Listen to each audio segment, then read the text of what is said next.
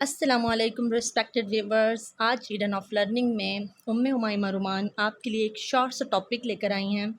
आपने थंबनेल से देख ही लिया होगा कि टॉपिक है टीचिंग अप्रोचेज़।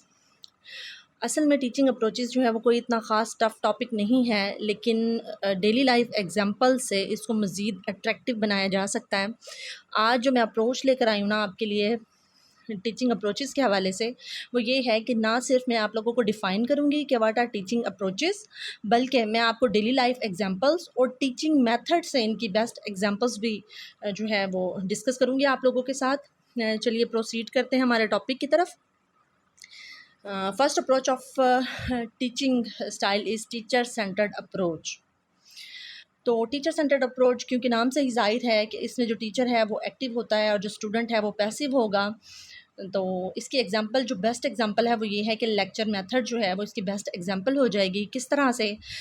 वो इस तरह से कि लेक्चर मेथड जो है उसमें टीचर जो है वो एक फॉर्मल अथॉरिटी के तौर पे वर्क करता है और टीचर जो है वो जस्ट अपना लेक्चर डिलीवर करता है, वो एक्टिव रोल प्ले करता है, उसका रोल डोमिनेंट होता है और जो लर्नर्स होते हैं या जो स्टूडेंट्स होते हैं वो पैसिव वे में जस्ट अपनी सेंस ऑफ लिसनिंग के थ्रू उसको जस्ट लिसन करते हैं। और लिसनिंग के थ्रू आपको पता है कि हम लोग कितना नॉलेज गेन करते हैं, जस्ट 13%। तो हम अपनी नेक्स्ट अप्रोच की तरफ चलते हैं, लर्नर सेंटर्ड अप्रोच। जो लर्नर सेंटर्ड अप्रोच है ये भी ज़ाहिर है, नाम से ही ज़ाहिर है कि जो लर्नर्स होते हैं वो इसमें एक्टिव होंगे, जो टीचर होगा वो just as a facilitator work करेगा। लर्निंग सेंटर अप्रोच में जो टीचर है वो एज अ फैसिलिटेटर वर्क करेगा, टीचर पैसिव रोल प्ले करेगा और जो लर्नर्स होंगे वो इसमें एक्टिव इंडल्जमेंट होगी उनकी। और इसका बेस्ट जो एग्जांपल है इसकी वो है एक्टिविटी बेस्ड लर्निंग, मीन्स के लर्निंग बाय डूइंग। इसकी best example learning by doing होगी। उसमें फिर लर्निंग बाय डूइंग में बेशक आप प्रोजेक्ट मेथड को फिट कर लें, बेशक आप उसमें प्रॉब्लम सॉल्विंग मेथड को या आप ड्रिल मेथड को उसमें जो है ऐड कर सकते हैं। लर्निंग बाय डूइंग जिस जिस टीचिंग मेथड में इंक्लूड होगा वो सब टीचिंग मेथड जो हैं लर्नर सेंटर्ड अप्रोच की बेस्ट एग्जांपल कहलाएंगे। सब्जेक्ट सेंटर्ड अप्रोच के बारे में अगर हम डिस्कस करें तो ये मेनली जो है सब्जेक्ट से ही रिलेट करेगा। इसमें जस्ट सब्जेक्ट पे ही फोकस किया जाएगा। अगर मैथ का सब्जेक्ट है तो जस्ट मैथ के हवाले से वर्क किया जाएगा, साइंस है तो साइंस के हवाले से वर्क किया जाएगा। मीन्स ना तो टीचर एक फॉर्मल अथॉरिटी होगा और ना ही students are doing their work on their own, बल्कि ज़्यादा इंपॉर्टेंस जो है वो सब्जेक्ट को दी जाएगी। ठीक है, मतलब रोट लर्निंग पे ज़्यादा फोकस किया जाएगा। ठीक है, और रेसिटेशन मेथड जो है वो इसकी बेस्ट एग्जांपल होगी क्योंकि उसमें जस्ट रिसाइट किया जाता है और जो कि सब्जेक्ट से ही रिलेट करेगा। ठीक हो गया। उसके बाद जो अप्रोच है वो है इंटरैक्टिव अप्रोच। बहुत ही मज़े की ये अप्रोच है। इसमें ये होता है कि जो स्टूडेंट्स होते हैं वो आपस में इंटरेक्शन के थ्रू जो है वर्क करते हैं और स्टूडेंट जो है उनको इंटरैक्टिव माहौल प्रोवाइड करता है। इंटरैक्टिव एनवायरनमेंट टीचर जो है वो प्रोवाइड करता है। तो इसका मतलब ये हुआ कि इंटरैक्टिव अप्रोच में भी टीचर जो है वो एज अ हेल्पर या एज अ फैसिलिटेटर वर्क करेगा। ठीक हो गया। अगर टीचिंग मेथड्स के हवाले से देखा जाए तो जो डिस्कशन मेथड है, सिंपोजियम है, डिबेट है, पैनल हैं, ये इसकी बेस्ट एग्जांपल्स हो जाएंगी क्योंकि डिस्कशन मेथड में ऐसा होता है कि बेशक वर्बली उसमें पार्टिसिपेट किया जा रहा होता है लेकिन स्टूडेंट फुल इंटरेक्शन के साथ, आपस में फुल इंटरेक्शन के साथ वर्क कर रहे होते हैं। ग्रुप एक्टिविटीज़ जो हैं, ग्रुप डिफरेंशिएटेड मेथड इसकी बेस्ट एग्जांपल हो जाएगा क्योंकि इन सब मेथड्स में इंटरेक्शन जो है वो बहुत अहम रोल प्ले करती है। और जो इसके बाद नेक्स्ट अप्रोच है वो है जी कंस्ट्रक्टिविस्ट अप्रोच। जैसे कि नाम से ही ज़ाहिर है कि इस अप्रोच में जो स्टूडेंट्स हैं उनसे ये एक्सपेक्ट किया जाता है कि वो अपनी नॉलेज को खुद से जो है कंस्ट्रक्ट करेंगे। किस तरह से करेंगे? मतलब वो खुद ऑब्ज़र्व करेंगे और आप लोगों को खुद को पता है कि ऑब्ज़र्वेशन जो है वो कौन से मेथड में होती है। सबसे पहले इसकी बेस्ट एग्जांपल ऑब्ज़र्वेशन को अगर माइंड में रखें तो इंडक्टिव अप्रोच या इंडक्टिव मेथड ऑफ टीचिंग जो है वो इसकी बेस्ट एग्जांपल बन जाएगा। अब इंडक्टिव मेथड जो है वो प्रॉब्लम सॉल्विंग में आ जाता है तो प्रॉब्लम सॉल्विंग भी इसकी बेस्ट एग्जांपल कहलाएगी। इसी तरह डिडक्टिव अप्रोच भी कंस्ट्रक्टिविस्ट में आ जाती है क्योंकि अगर स्टूडेंट अपनी मेंटल एबिलिटीज़ को यूज़ करेगा और किसी थ्योरी को जो है उसको प्रूव करने की कोशिश करेगा, तो वो भी कंस्ट्रक्टिविस्ट अप्रोच में आएगा। इसी तरह साइंटिफिक मेथड जो है, क्योंकि साइंटिफिक मेथड में इंडक्टिव मेथड और डिडक्टिव मेथड, मतलब इंडक्टिव अप्रोच और डिडक्टिव अप्रोच जो है वो दोनों यूज़ होती हैं, तो कंस्ट्रक्टिविस्ट अप्रोच जो है उसमें साइंटिफिक मेथड की भी हम एग्जांपल कोट कर सकते हैं। उसके बाद आ जाता है इंटीग्रेटेड अप्रोच। अब इंटीग्रेटेड का वर्ड जो है वो करिकुलम के साथ भी अटैच किया जाता है। अब इंटीग्रेटेड के मीनिंग तो सेम रहेंगे, लेकिन इंटीग्रेटेड करिकुलम एक अलग चीज़ है और इंटीग्रेटेड अप्रोच जो है वो एक अलग चीज़ है। इंटीग्रेटेड करिकुलम में ये होता है कि डिफरेंट जो सब्जेक्ट्स होते हैं उनको बस्ता लोड को रिड्यूस करने के लिए एक ही बुक में कंबाइन कर दिया जाता है। जैसे अगर हम अपने पब्लिक स्कूल्स की एग्जांपल्स लें, तो 1 टू 2 क्लास तक, 2 से 3 क्लास तक ऐसा होता है कि जीके के सब्जेक्ट में बहुत सारे सब्जेक्ट्स को इंक्लूड कर दिया जैसे जैसे साइंस, इस्लामियात और माशरती उलूम का सब्जेक्ट हो जाता है। लेकिन अब एसएनसी में इस्लामियत का जो सब्जेक्ट है वो अलग कर दिया गया है।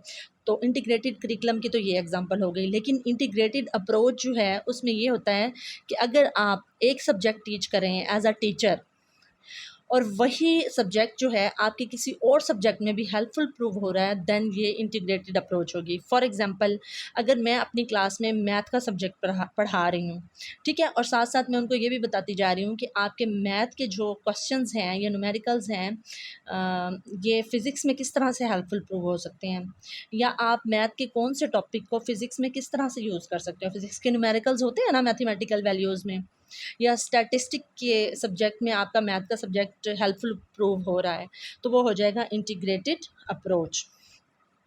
ठीक है, अब ये जो इंटीग्रेटेड अप्रोच है ये इंटरडिसिप्लिनरी भी हो सकती है और इंट्रा डिसिप्लिनरी भी हो सकती है। इंट्रा का मतलब दो चीज़ों के माबेन और इंटर का मतलब ज़्यादा चीज़ों के माबेन। इसका मतलब ये हो गया कि ये इंटरेक्शन जो है इंटीग्रेटेड अप्रोच में टीचर और एक इंडिविजुअल स्टूडेंट के दरमियान भी हो सकती है, दो इंडिविजुअल स्टूडेंट्स के दरमियान में भी हो सकती है, एंड ग्रुप ऑफ पीपल्स के दरमियान भी हो सकती है। फॉर एग्जांपल, एक टीचर है और एक पूरी क्लास है, तो वो दो लोग तो नहीं होंगे ना, वो ज़्यादा की अप्रोच बन जाएगी। तो इस तरह ये अप्रोच जो है वो इंटरडिसिप्लिनरी कहलाएगी।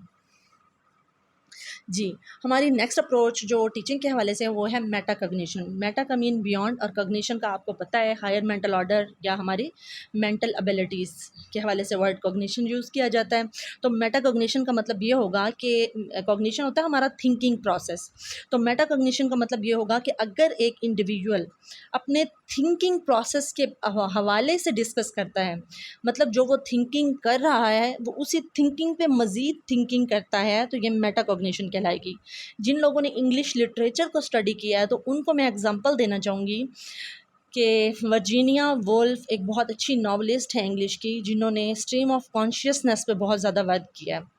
तो वो जो स्ट्रीम ऑफ कॉन्शियसनेस है वो मेटाकॉग्निशन की बेस्ट एग्जांपल होगी, क्योंकि स्ट्रीम ऑफ कॉन्शियसनेस भी फ्लो ऑफ थिंकिंग ही है। ठीक है। अच्छा, अब ये मेटाकॉग्निशन की जो अप्रोच होगी ये क्लियर एंड अंडरस्टूड होगी। ये इम्प्लिसिट भी हो सकती है और एक्सप्लिसिट भी हो सकती है। ठीक हो गया। उसके बाद आ जाता है जी प्रॉब्लम बेस्ड अप्रोच। अच्छा, उससे पहले मैं आपको ना मेटाकॉग्निशन की जो अप्रोच है उसके एग्जांपल्स दे देती हूँ। मेटाकॉग्निशन की अप्रोच जो है उसमें आप प्रॉब्लम सॉल्विंग को इंक्लूड कर सकते हैं। ठीक हो गया। आप उसमें प्रोजेक्ट मेथड को इंक्लूड कर सकते हैं।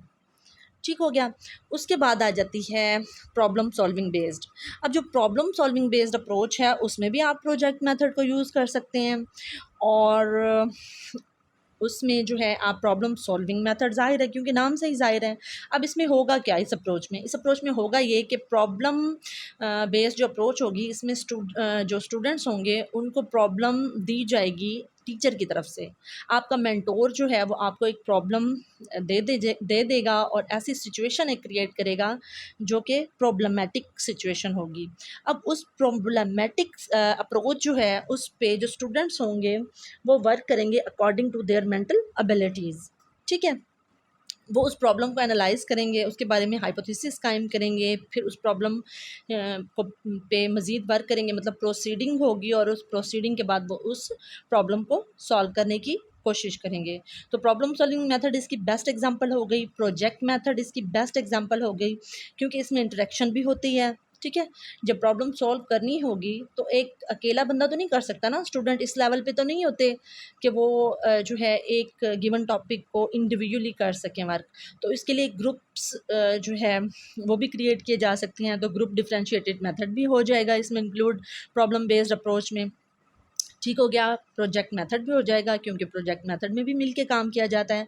प्रॉब्लम सॉल्विंग मेथड भी इसमें आ जाएगा क्योंकि वो तो नाम से ही ज़ाहिर है। और प्रॉब्लम सॉल्विंग मेथड जो है वो इसलिए भी इसमें इंक्लूड हो सकता है क्योंकि प्रॉब्लम को हमेशा हम अपनी कॉग्निशन के थ्रू ही सॉल्व करते हैं। ठीक है, और मेंटल एबिलिटीज़ जो है वो इसमें हेल्पफुल प्रूव होती हैं किसी भी प्रॉब्लम को सॉल्व करने के लिए। तो मेटा कॉग्निशन वाली अप्रोच जो है वो इसकी प्रॉब्लम बेस्ड अप्रोच की सब ब्रांच भी कहलाई जा सकती है। उसके बाद आ जाता है रिफ्लेक्टिव अप्रोच। जो रिफ्लेक्टिव अप्रोच होती है ये जो है जस्ट टीचर से रिलेटेड होती है।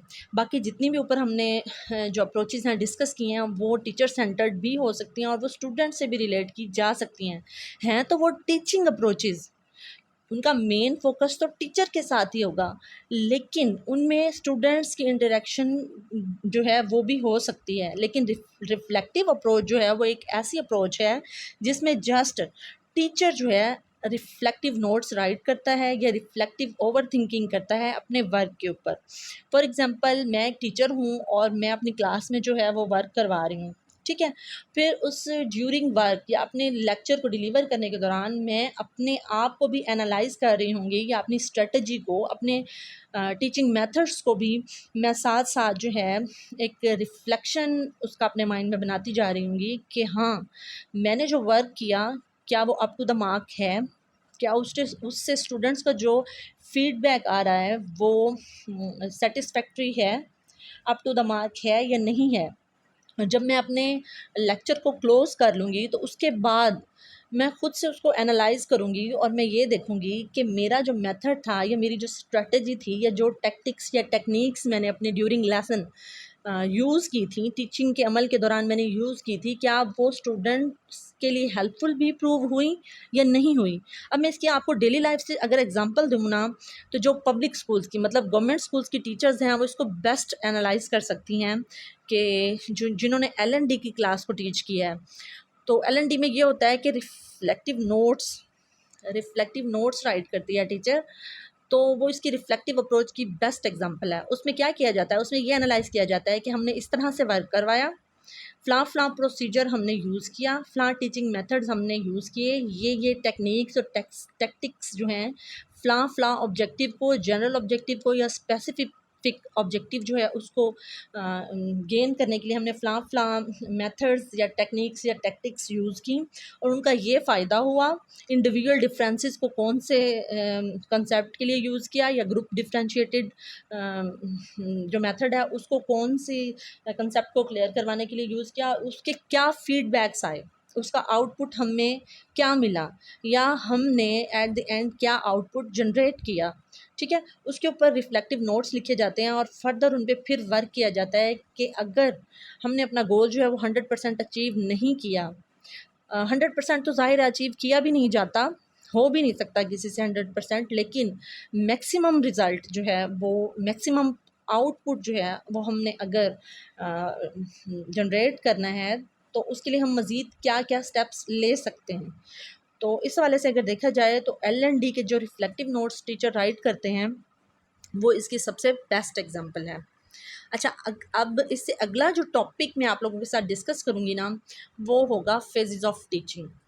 तो आपने ईडन ऑफ लर्निंग को जो है सर्च करते रहना है, मेरे चैनल को सब्सक्राइब करना है, वीडियो पसंद आए तो इसको लाइक करना है और आपने जो है टाइम टू टाइम मेरे यूट्यूब चैनल को विज़िट करना है सो दैट हर आने वाली नई वीडियो जो है वो आपको मिल जाए, या फिर इसका बेस्ट वे ये भी हो सकता है कि आप बेल आइकन को प्रेस कर दें, तो इस तरह हर आने वाली न्यू वीडियो आप लोगों तक पहुंच जाएगी। तो मिलते हैं नेक्स्ट लेक्चर में, टिल देन अल्लाह हाफ़िज़।